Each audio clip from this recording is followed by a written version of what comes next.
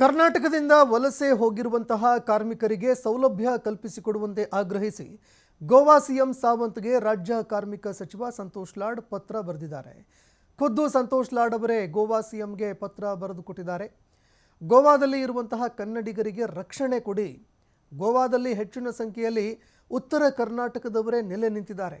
ಕೆಲಸ ಅರಸಿಕೊಂಡು ಜೀವನಕ್ಕೆ ನೆಲೆ ಹುಡುಕಿಕೊಂಡು ಹೋದಂಥವರು ಅನೇಕರು ಗೋವಾದಲ್ಲಿ ನೆಲೆ ನಿಂತಿದ್ದಾರೆ.